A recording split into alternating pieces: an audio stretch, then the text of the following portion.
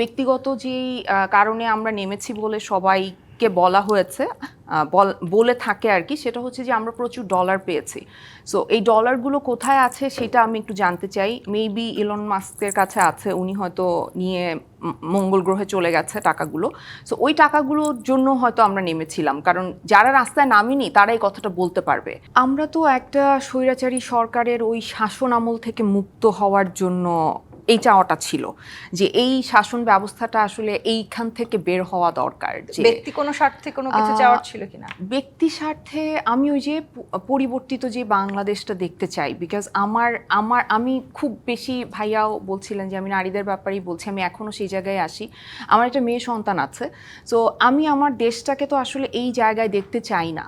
So আমার কাছে মনে হয়েছিল যে এই পরিবর্তনটার মাধ্যমে, এই চেঞ্জটার মাধ্যমে হয়তো একটা পরিবর্তনের আভাস বা আশার আলোটা আমরা দেখতে পাবো, বাট সেরকম কিছু আমরা পাই। নারীদের নিয়ে যেহেতু কথা বলেন, আপনাকে তো কতবার মবের শিকার হতে হয়েছে, ট্যাগিং এর শিকার হতে হয়েছে। একবার আপনি ফ্যাসিস্ট হলেন, একবার র হলেন, একবার আসলে সিআইএ, মোসাদ কি মানে আমি জানি না, বাট আমি এত ভারী প্রোগ্রামে কথা বলাটা ঠিক হবে কিনা, তারপর আমি বলছি যে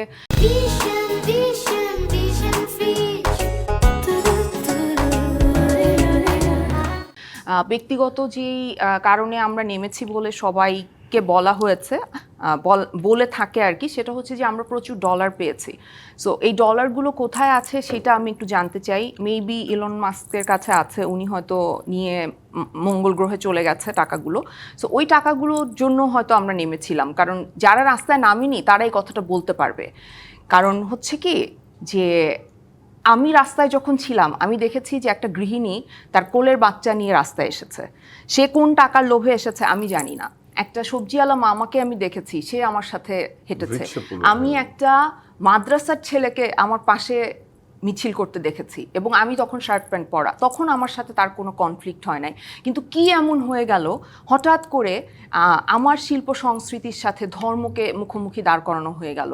কেন আমার আচার আচরণের সাথে আমার ধর্মীয় অনুশাসনকে মুখোমুখি দাঁড় করানো? আবার 24 গণঅভ্যুত্থান পরবর্তী সময় আপনারা কাজও পাচ্ছেন না শিল্পীরা, এরকম একটাও অভিযোগ আছে। কাজ অনেক ওভারঅল কমে গিয়েছিল। 24-এর পর 25 পর্যন্ত মিডিয়াতে ওভারঅল কাজ কম ছিল। এবং আমাদের এটা আরেকটা আবার বাস্তবতা, সেটা হচ্ছে যে মানে আমাদের বয়সী নারীদের আবার ক্যারেক্টার পাওয়ার সুযোগ কম। মানে এখানে এটা যেহেতু মেল ডমিনেটিং একটা ইন্ডাস্ট্রি, এখানে হচ্ছে ইয়াং যেই নারীরা আসলে অলংকার হিসেবে কাজ করতে পারবেন তাদের জন্য জায়গা আছে, কিন্তু যখনই সে 30 বা 40 ক্রস করবে তখন আসলে তার জন্য ক্যারেক্টার ওইভাবে নাই। সো ওই অর্থে কাজ আসলে কারোই ছিল না।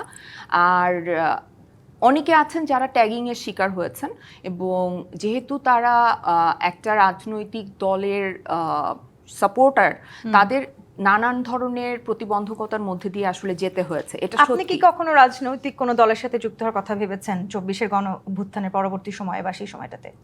না, আমি যখন 2018-তে আওয়ামী লীগের হয়ে প্রচারণা করেছি তখন আমার মনে হতো যে মেবি আমি পলিটিক্সে জয়েন করতে চাই, কিন্তু তখন আমি খুব ক্লোজ ছিলাম তারানা হালিমের সাথে।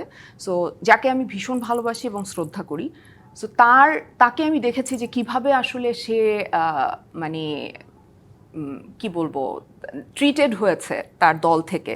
তো তখন আমার মনে হয়েছে যে আসলে আমি যেই রকম স্বাধীনচেতা, আমি আসলে খুব একটা কারো আন্ডারে থাকতে পারবো না। মানে যখন আমরা যেই দল করি বা আমরা যা বিশ্বাস করি, আমরা অন্ধের মতো যখন সেইটাই বলতে থাকি, সেইটা আমার কাছে মনে হয় যে সবচাইতে বেশি আসলে মানে পরাধীন একটা জীবন। সেখান থেকে আমরা পরিবর্তনটা চেয়েছিলাম।